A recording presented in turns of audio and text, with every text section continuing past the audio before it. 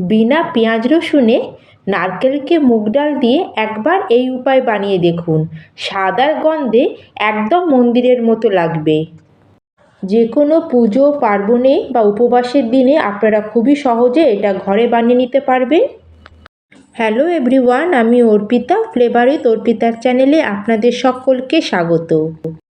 আর আমি এই তরকারি বানানোর জন্য এই 4 কাপের মাপ করে হাফ কাপ বা 100 গ্রাম মতো কাঁচা মুগ ডাল নিয়ে নিয়েছি।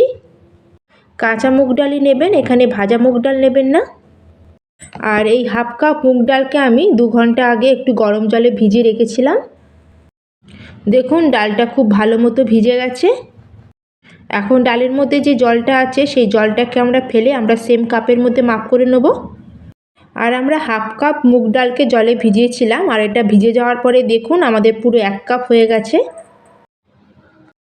সব কিছু মাপ করে নিলে রেসিপি বানাতে খুব সুবিধা হবে। আর সেম কাপ মাপ করে আমরা এখানে কেটে রাখা নারকেল নিয়েছি। যদি আপনারা এরকম ছোট টুকরো করা কেটে রাখা নারকেল নেন তাহলে হাফ কাপ নেবেন, আর যদি নারকেলকে কুড়িয়ে নেন তাহলে এখানে আপনারা 1 কাপ নারকেল নেবেন। ডাল আর নারকেলের ভাগ মাপটা আপনারা মনে রাখবেন। এবার আমরা তরকারি বানানোর জন্য একটা সিম্পল মশলা তৈরি করে নেব। তার জন্য নিয়েছি এখানে 1 ইঞ্চি আদার টুকরো আর একটা কাঁচা লঙ্কা, আর তার সাথে নিয়েছি 2খানা মিডিয়াম সাইজের দেশি টমেটো। টমেটো যদি একটু টক হয় তাহলে বেশ খেতে ভালো লাগে। এখন আমরা একটা পেস্ট তৈরি করব, তার জন্য সব কিছুকে আমরা গ্রাইন্ডিং জারের মধ্যে ঢেলে দেবো।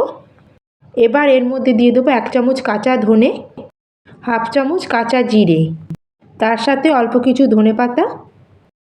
আপনারা চাইলে এইটুকুনি মশলা দিয়ে এই তরকারিটা বানিয়ে নিতে পারেন। আর আজকের তরকারিটা একদম মন্দিরের তরকারির মতো করার জন্য আমি এখানে কিছু গরম মশলা নিয়েছি। তার জন্য নিয়েছি এখানে হাফ চামচ মৌরি, 8-10খানা গোলমরিচ, 3টে এলাচ, 3টে লবঙ্গ আর 1 টুকরো দারচিনি। আর এই সমস্ত গরম মশলা অ্যাড করলে তরকারির টেস্টটা একদম মন্দিরের তরকারির মতো আসবে। আর এখন এর মধ্যে 2-3 চামচ মতো জল দিয়ে আমরা এটাকে মিহি করে পেস্ট করে নিয়ে আসবো। আর মশলা আমাদের রেডি হয়ে গেল। তাহলে চলুন তরকারি বানানোটা স্টার্ট করা যাক। কড়াই গরম করে দিয়ে দেবো এতে ছোটো চামচের 1 চামচ তেল বা ঘি। আচ্ছা দর্শক বন্ধুরা, আপনারা পুজো পার্বণে বা উপবাসের দিনে কিসের তরকারিটা বানানো পছন্দ করেন সেটা অবশ্যই আমাকে কমেন্ট করে জানাবেন। আর তেলটা গরম হয়ে গেলে আপনারা যদি আলু দিতে চান তাহলে যতটা আপনাদের আলু দরকার ততটা আলু আপনারা কেটে এর মধ্যে অ্যাড করে দেবেন। এখানে আমি একটা মিডিয়াম সাইজের আলু কেটে নিয়েছি। আলুতে অল্প নুন আর হলুদ দিয়ে আলুটাকে আমরা ভেজে নেব। আর আলুটাকে ভাজার সময় কভার করার দরকার নেই, খালি মিডিয়াম ফ্লেমে হালকা লাল কালার হওয়া পর্যন্ত আমরা এটাকে ভেজে নেব। প্রিয় দর্শক বন্ধু, আপনাদের কাছে একটা রিকোয়েস্ট যে আপনারা ভিডিওটা শেষ পর্যন্ত দেখবেন। ভিডিওটা ভালো লাগলে ভিডিওটাকে লাইক করবেন, নিশ্চয়ই একটা শেয়ার করবেন, আর চ্যানেলে যদি নতুন বন্ধু হয়ে থাকেন তাহলে চ্যানেলটিকে সাবস্ক্রাইব করে দেবেন। আলু ভাজা হয়ে গেলে এটাকে আমরা তেল থেকে বার করে নিয়ে আসব। সেই কড়াইতে অল্প কিছু তেল আছে, তার মধ্যে আরও 1 চামচ মতো তেল অ্যাড করব। তেল আপনারা আপনাদের হিসাব অনুযায়ী কম বেশি করতে পারেন। আর তেল গরম হয়ে গেলে তাতে দিয়ে দেবো একটা তেজপাতা আর সামান্য একটু 1 পিঞ্চ মতো হিং অ্যাড করব। যেহেতু এটা নিরামিষ তরকারি তার জন্য সামান্য একটু হিং দিলে খুব সুন্দর একটা ফ্লেভার আসবে। তাছাড়া ডালটাও খুব তাড়াতাড়ি আমাদের হজম হয়ে যাবে। তারপর আমরা কেটে রাখা মশলাটাকে অ্যাড করে দেবো। আর গ্রাইন্ডার জার ধুয়ে আমরা 2-3 চামচ মতো এখানে জল অ্যাড করব। আর এটাকে একটু আমরা মিশিয়ে নেব। এখন এই মশলাতে সুন্দর একটা কালারের জন্য এখানে আমি দিয়ে দেবো হাফ চামচ মতো কাশ্মীরি লঙ্কা পাউডার। ঝালের জন্য আমরা কাঁচা লঙ্কা আর গোলমরিচ গুঁড়ো মশলাতে পিষে নিয়েছিলাম। আর তার সাথে এখানে অ্যাড করে দেবো হাফ চামচ মতো হলুদ গুঁড়ো। আপনারা যদি পেশার সময় গরম মশলা বা গোটা ধনে না ব্যবহার করে থাকেন তাহলে আপনারা এই সময় এই মশলাগুলো এখানে অ্যাড করতে পারেন। এখন সব কিছুকে আমরা ভালো করে মশলার সাথে মিশিয়ে নেব। এবার তরকারির ঝোলটা দেখে আমরা এখানে অল্প নুন অ্যাড করব। আর এখানে অল্প একটু আমরা কসুরি মেথি অ্যাড করব। বিনা পেঁয়াজ রসুনের তরকারিতে খুব সুন্দর একটা টেস্ট আসবে। যদি থাকে আপনাদের কাছে এটা অবশ্যই দেবেন।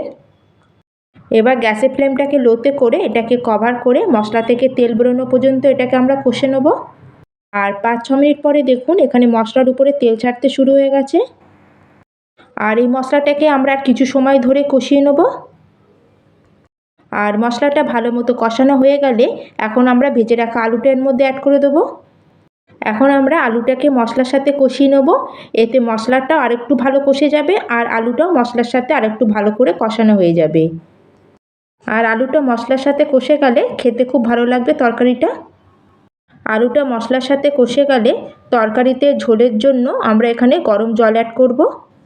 আর এখানে জলটা একটু বেশি করে দেবেন, কারণ এখানে আলুটাও ঝোলের মধ্যে সেদ্ধ হবে, প্লাস ঝোলটাও একটু ফুটবে। আর ঝোলটা একটু ফুটতে শুরু হলে গ্যাসের ফ্লেমটাকে লো মিডিয়ামে করে 7 থেকে 8 মিনিট এটাকে আমরা কভার করে দেবো। এতে কি হবে, আমাদের আলুটাও ভালো মতো সেদ্ধ হয়ে যাবে আর ঝোলটাও ভালো মতো ফুটে যাবে। আর এদিকে ততক্ষণ আমরা গ্রাইন্ডিং জারের ছোটো জারটা নেবো, আর আমরা যে কেটে রেখেছিলাম সেই নারকেলটাকে দেবো। আর এর মধ্যে একটুও জল দেবেন না, আমরা এটা শুকনোই এরম পিষে নিয়ে আসবো, যার দ্বারা নারকেলটা এরম গুঁড়ো মতো হয়ে যাবে। আর নারকেলটা আমাদের এইভাবে গ্রাইন্ড করে নিয়ে আসার পরে আমাদের যে মুগ ডালটা ছিল জলটা পুরো ফেলে দিয়ে খালি আমরা মুগ ডালটাকে এর মধ্যে অ্যাড করে দেবো। খেয়াল রাখবেন যাতে একটুখানি জল না থাকে এর মধ্যে। আর তার সাথে আধা ইঞ্চি আদার টুকরো আর একটা কাঁচা লঙ্কা দেবো। যতটা ঝাল খাবেন সেই বুঝে আপনারা লঙ্কাটা অ্যাড করবেন।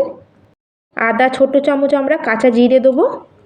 প্রথমে আমরা 1 থেকে 2 চামচ মতো জল অ্যাড করব। তারপর যদি আমাদের দরকার মনে হয় তাহলে আরও 1 থেকে 2 চামচ জল অ্যাড করে খুবই কম জলে এটাকে আমরা পিষে আনার চেষ্টা করব। মুগ ডাল আর নারকেলটাকে ঠিক এরকম কনসিস্টেন্সিতে রাখার চেষ্টা করবেন, বেশি জল দেবেন না।